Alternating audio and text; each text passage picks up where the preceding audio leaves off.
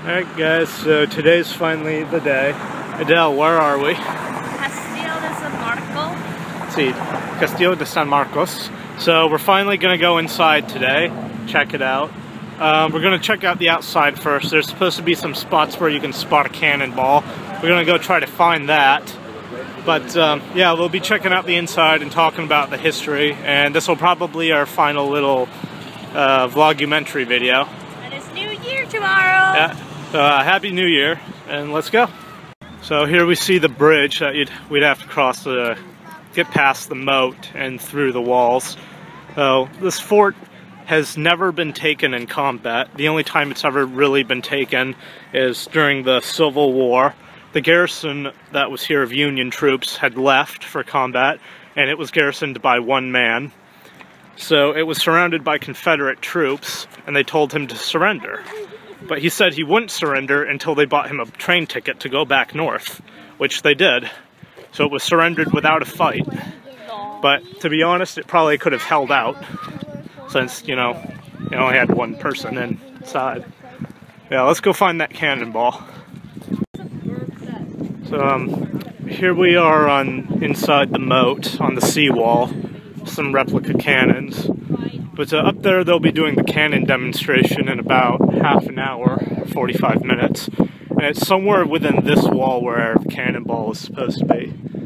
So this fort was, construction started in 1672, but it was completed in 1694, if I remember. So it took, yeah, a little over 20 years to complete. But there was a wooden fort here prior to that. So when Sir Francis Drake attacked St. Augustine in the 1590s, if I remember the year, 1580s, there would have been a wooden fort here instead of a coquina castillo. So Castillo de San Marcos, Spanish for Chateau de San Marc, or Castle of St. Mark.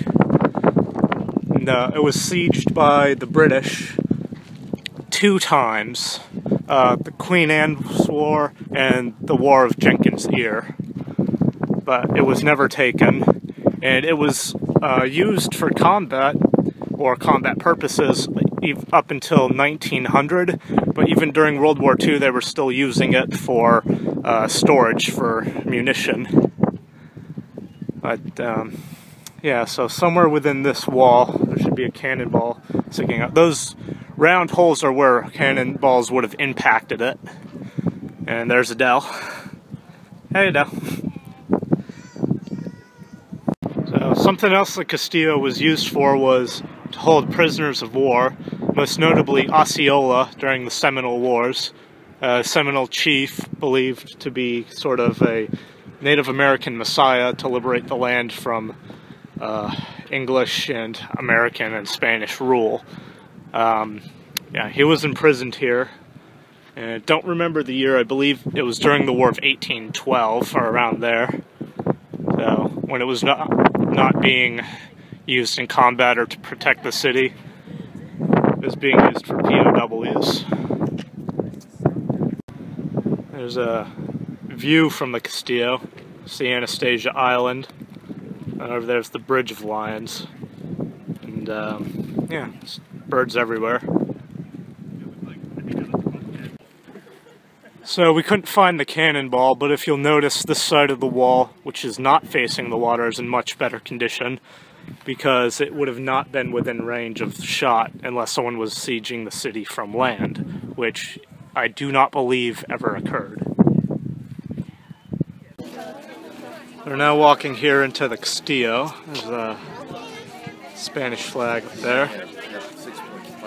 So you can see that the outside of the Castillo used to be a plaster white with red trim, much like Fort Matanzas, but time has worn all that away. What? You're looking at the camera funny. Yeah, you guys make that what you want. Yeah, so we'll be crossing the moat here and entering. Oh yeah, and there's a Spanish crest up there. Yeah, so now we'll be walking across the bridge. So we're now here inside the Castillo, and over here we have some Spanish guards. It's a tour. And they have a tour going on here. In about 20 minutes they'll be firing the cannon, so we'll try to get that on film. So over here is where they'll be having the cannon demonstration. And have a look out here, I believe it's several miles from here. I don't know the exact, of course you can see for several miles. But yeah, you can see there's a sandbar out there.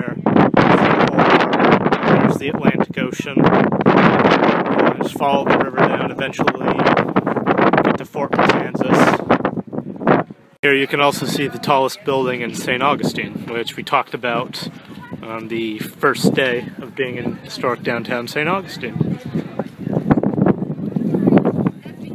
You can see they have a series of, those are real authentic cannons, mortars from various places. Some of them are from ships, some of them are land cannons. People are playing on the walls apparently. So these walls at the Castillo, the inside part is about 30 feet tall. Not sure how far it is from the bottom of the moat, but it'd take a lot of effort to climb. So we have a 1740 Spanish Guard, 1740 uniforms, muskets, no rifling.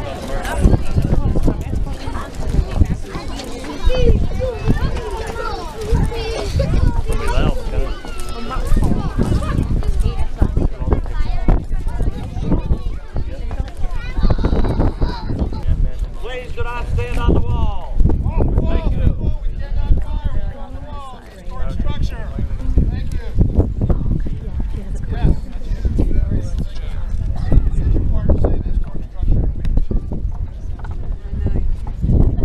And welcome to our presentation of the 1735 Spanish artillery drill. Before we get started, I have to ask you all, while you're on our gun deck, please do not climb, sit, stand, or lean behind the cannons, cannon carriages, or the shellstone walls of the fortress itself. When you hear the call to cover your ears, please do so. This will be fairly loud. If any small children, make sure they cover their ears for them. We also have to remain on that side of our white line until we declare the gun safe at the end of the drill. Once we declare the gun safe, you're all more than welcome to come across, ask any questions, take any photographs. But once we declare the gun safe at the end of the drill. Now folks, what we're going to fire is a 6-pound iron gun. Historically, it's a small gun for this fortress, but it's still at a good range. We fire a 6-pound iron ball of iron the size of a baseball, with 3 pounds of black powder behind it. From our gun deck here, accurately at a target as far away as our lighthouse stands today, a mile and a half away downrange. Wow. Oh my gosh. As I said, this is a small gun. The standard guns, 16s, 18s, and 24-pounders in bronze or iron, are able to reach out and hit targets up to 3.5 miles downrange. So at the height of the Castillo's history, with almost 60 guns on this deck, that meant this fortress could defend itself, the city, and all the approaches to the city by land and by water. And that's one of the primary reasons why Castillo de San Marcos was able to serve 6 different flags, be in 15 battles, and never have lost a single one. Only way she ever changed hands by military or political treaty, and that's it. Now folks, I'm the only I'm one of 2 park rangers that are dressed out today. Everybody else on my crew, and anybody you see in our khaki shirts, like our friend down there, Warren, are all volunteers. They're folks just like you, came out and saw us doing this, decided they want to get involved, and if it weren't for our volunteers, we could not bring history to life here at Castillo. So if you would join me, give them a hand for coming out today so we can do this.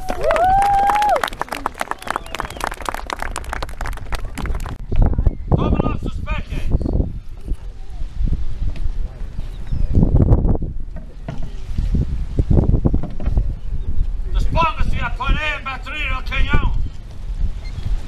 Cañón en batería.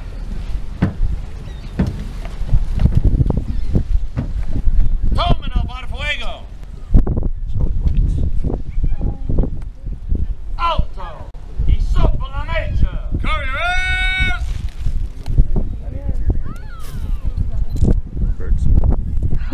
The birds know. Fuego.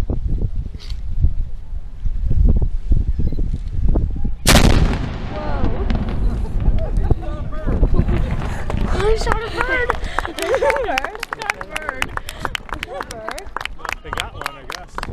Oh my god. Alright guys, thanks for watching our last part of Bonne journée. Happy New Year.